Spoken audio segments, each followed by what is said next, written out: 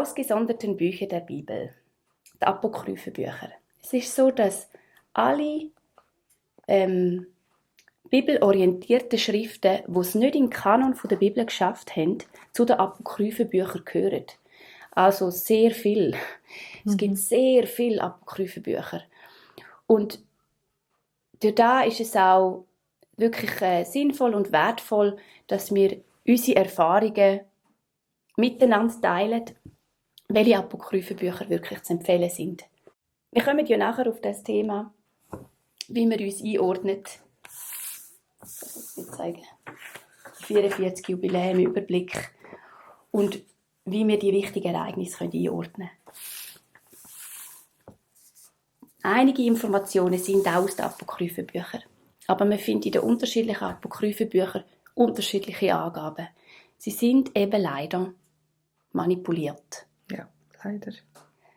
Und als ich angefangen habe, die Apokryphenbücher zu lesen, hat das sehr gemischte Gefühle in mir ausgelöst. Also einerseits habe ich gelesen und mich total verstanden gefühlt. Also hat mich so beeindruckt, dass vieles, was ich vom Lesen von der Bibel verstanden habe, sich nochmal bestätigt. Und andererseits, wenn du das Muster kennst, wenn du den Schöpfer kennst und du dann merkst, da stimmt etwas nicht, dann macht das auch sehr traurig. Also ich habe wirklich so 2 Wochen lang das Gefühl von Liebeskummer in meinem Herz gehabt, und ich gemerkt habe, wie hat Gott das zulassen, dass seine Liebesbriefe an uns so manipuliert dürfen werden. Und das hat mich im Moment sehr traurig gemacht. Hat mich trotzdem fasziniert und ich habe weitergelesen.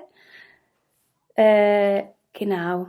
Ich denke, wenn ihr euch daran wagt, ist es gut, wenn ihr das einfach schon mal gehört habt, dass euch das bewusst ist, dass es in euch etwas auslösen kann. Nehmt euch Zeit, um das auch zu verarbeiten. Vielleicht eben mal in der Ferien mal dran und auch immer wieder in der Bibel lesen, wieder vergleichen mit dem, was im Wort steht, damit du merkst, was sind die Abweichungen. Und vertraue darauf, dass der Geist Yahusha dir auch dich führt und dir auch zeigt, was ist manipuliert.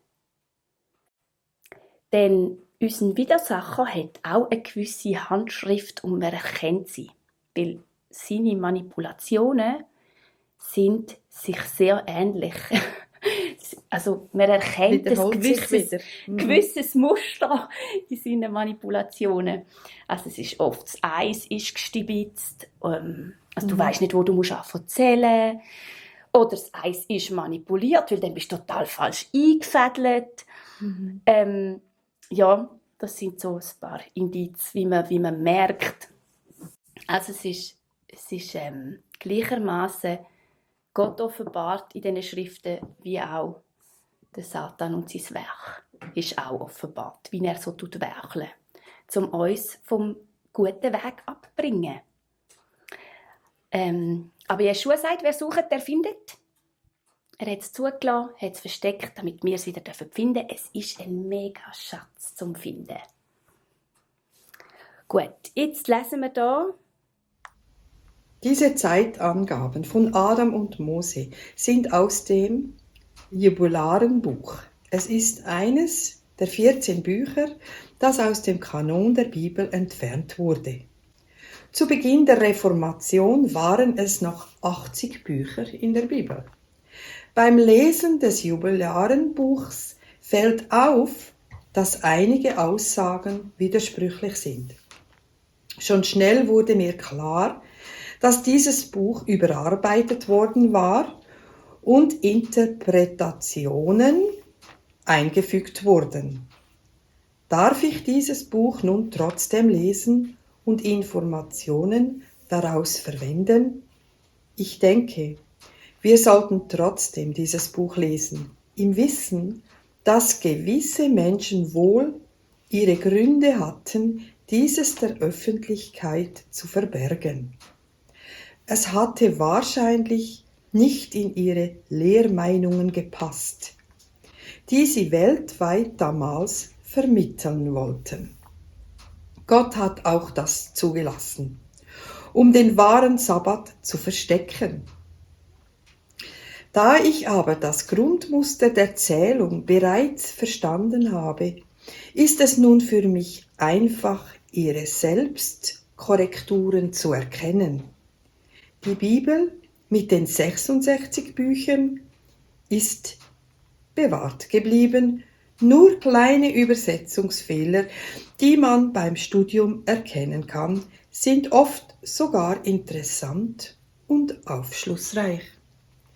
Die Heilige Schrift bleibt ein gutes Rezeptbuch des Lebens. Ich glaube, der Geist Jeschuas wacht über seinem Wort. Darum sollen wir für Erkenntnis beten und allgemeine Lehrmeinungen oder Interpretationen auch hinterfragen. Prüft alles und das Gute behaltet. Jeschua ist das lebendige Wort. Mache dir ein richtiges Bild von ihm.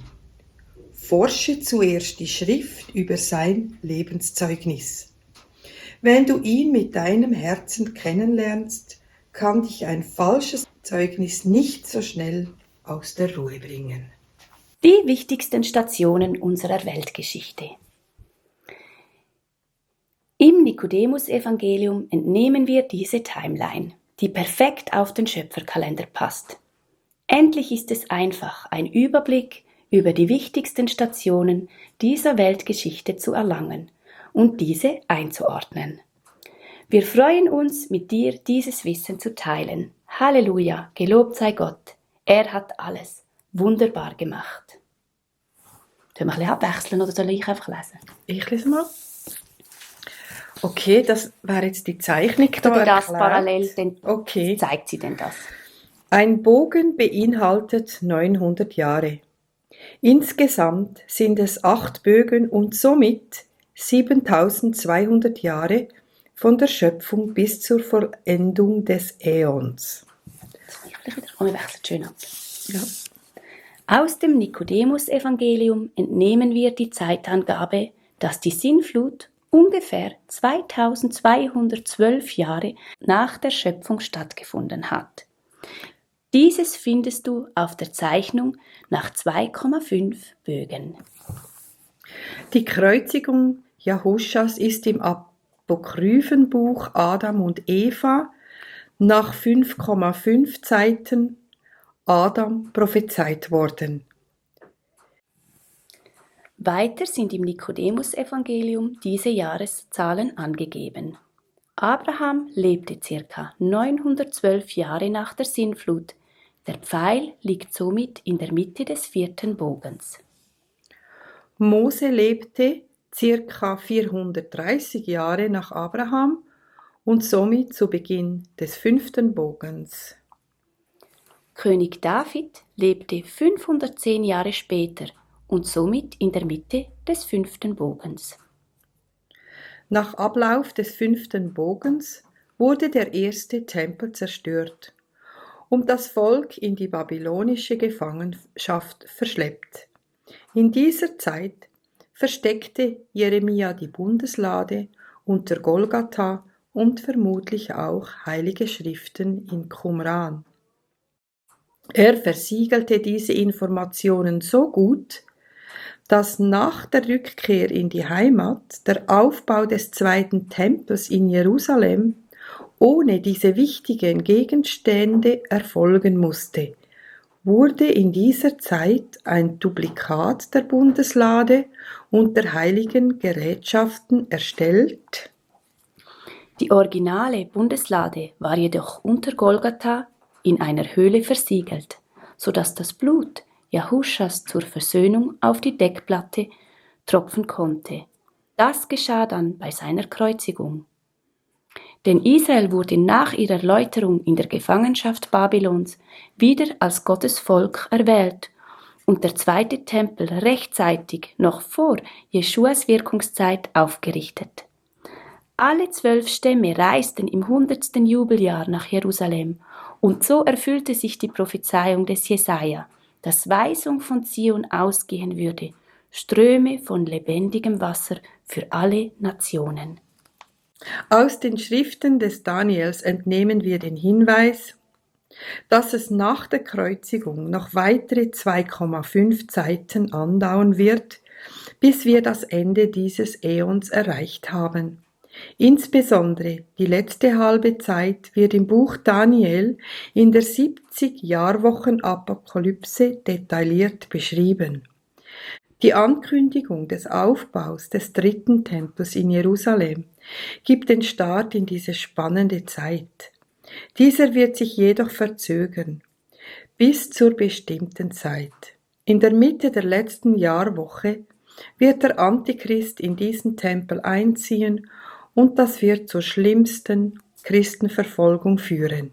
Ich vermute, dass die wahre Bundeslade erst in der Mitte der letzten Jahrwoche bei einem Erdbeben offenbart werden wird. Von da an müssen die letzten treuen Gläubigen noch weitere 1335 Tage durchhalten, bis das 144. Jubiläum erfüllt ist. Der Tempel in Israel ist ein hilfreiches visuelles Zeichen, um uns in der Timeline korrekt einzuordnen. Habe Vertrauen, dass sich alles erfüllen muss, wie es Jahuscha in seiner heiligen Schrift angekündigt hat, ehe er einen neuen Himmel und eine neue Erde erschaffen wird. Wir haben hier aufgelistet Zahlen, die aus dem Nikodemus-Evangelium sind. Da ist es aufgelistet vom Schöpferkalender her.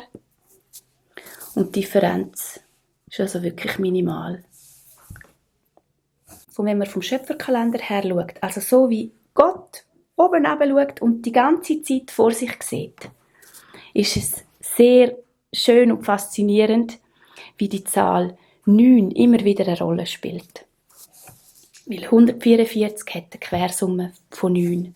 Wenn du sie in der Mitte halbierst, hast du wieder 72 Quersumme von 9. Von der Sintflut bis zum Mose am Berg sind es auch 27 Jubiläen. Auch das hat wieder eine Quersumme von 9. Ein so ein Bogen hat ja 900 Jahre. Und auch wenn du es als Jahreszahlen nimmst, gibt es immer Quersumme 9. Auf dieser Grafik sieht man schön die ganze Weltzeit, 144 Jubiläen, 7200 Jahre. Man sieht, wo ist die Sintflut, man sieht, wo ist die Kreuzigung und man sieht, wie regelmäßig das auch von beiden Seiten her ist. 2,5 und 2,5 Seiten. Bis zu diesen grossen Einschnitten. Dann haben wir hier den Abraham, König David, wo der Vater ist vom Salomo. Der Salomo hat den ersten Tempel gebaut. Leider ist der Tempeldienst nicht lang nach dem Wunsch von Gott ausgeführt worden und darum hat auch die babylonische Gefangenschaft müssen zur Folge kommen. Wo sie dann zurückgekommen sind, sieht man da auch schön, dass sie nochmal Zeit hatten, um den neuen Tempel aufzubauen. Damit Jesus seine Wirkungszeit auch wirklich im Tempel hat können.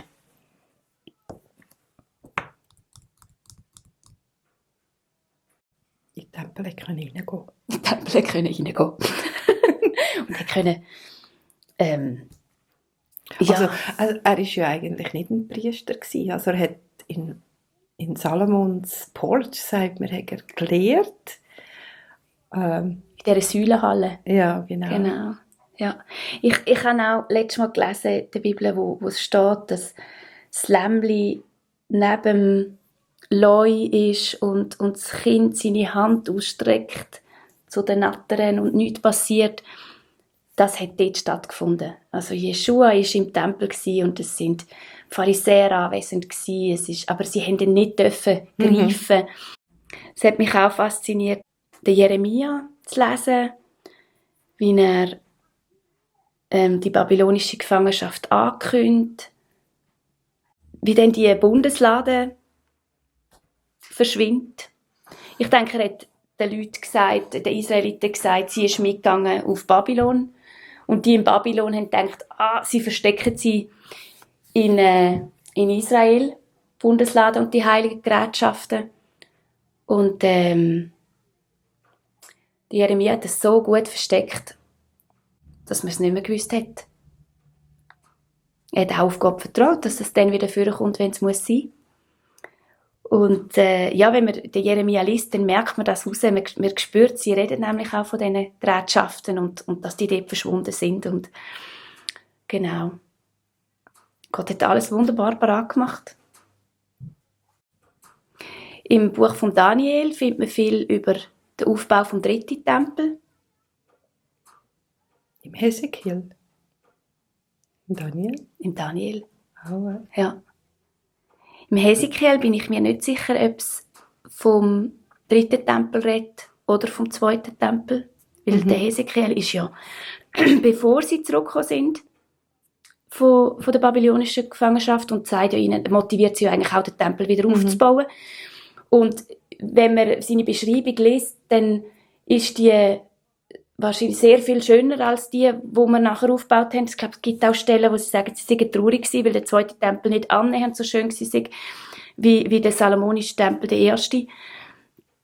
Von dem her könnte man jetzt meinen, ja, der ist noch in Zukunft, der von dem Tempel, wo er redet. Aber es ist ja eigentlich auch verständlich, wenn das israelische Volk Jesus nicht als Messias annimmt, dann sind sie ja im Prinzip noch da.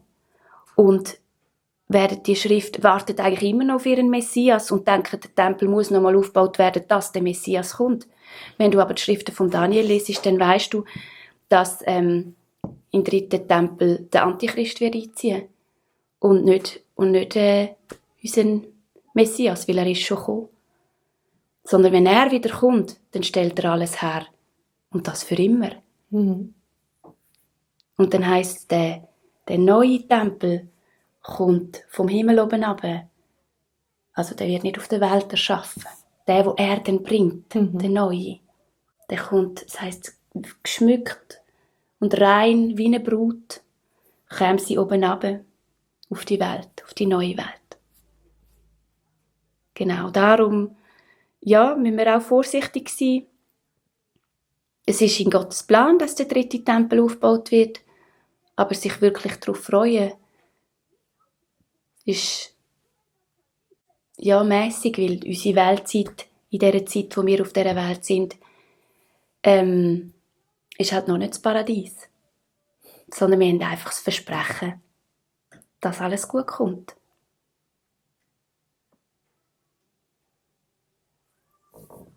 Ja, Jeschua ist der Anfang und das Ende. Und auch der in der Mitte gekommen ist. Jahuscha. Gott, der war, der ist und der wird. Und alles zum Ende bringt. So bringen wir auch heute das Video zum Ende. Genau. Und nicht erst nach 3 Stunden. Nein! Was ist vor uns noch? Wir haben noch ganze Arbeitswochen vor uns. Und eigentlich noch 2 Wochen bis zum neuen Jahr. Und dann kommt dann schon bald das Pessach und da gibt es dann auch wieder viel zu erzählen darüber. So hoffen wir. Danke fürs Zuhören. Ich wünsche euch einen schönen Arbeitstag noch. Und bis bald. Tschüss. So spricht der Herr: Wahret das Recht und übt Gerechtigkeit. Denn mein Heil ist nahe, dass es kommt, und meine Gerechtigkeit, dass sie offenbart wird. Glücklich der Mensch, der dies tut, und das Menschenkind, das daran festhält, der den Sabbat bewahrt, ihn nicht zu entweihen, und seine Hand davor bewahrt, irgendetwas Böses zu tun. Und der Sohn und der Fremde, der sich dem Herrn angeschlossen hat, soll nicht sagen, der Herr wird mich sicher von seinem Volk ausschließen. Und der Eunuch sage nicht, siehe, ich bin ein dürrer Baum. Denn so spricht der Herr, den Eunuchen und der Fremde, die meine Sabbate bewahren und das erwählen, woran ich gefallen habe, und festhalten an meinem Bund, denen gebe ich in meinem Haus und in meinen Mauern einen Platz und einen Namen, besser als Söhne und Töchter.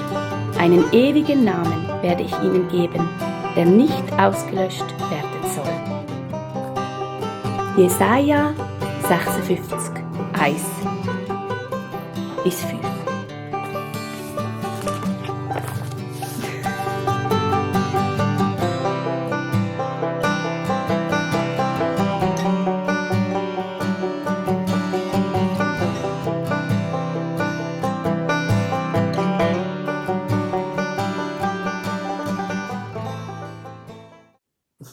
Das nehmen wir raus, die. Das nehmen wir bitte raus, danke. Ja, super. Es gibt wieder so einen Abschlussabspann.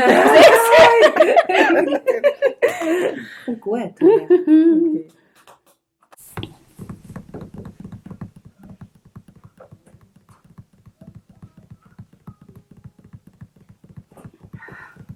Entschuldigung.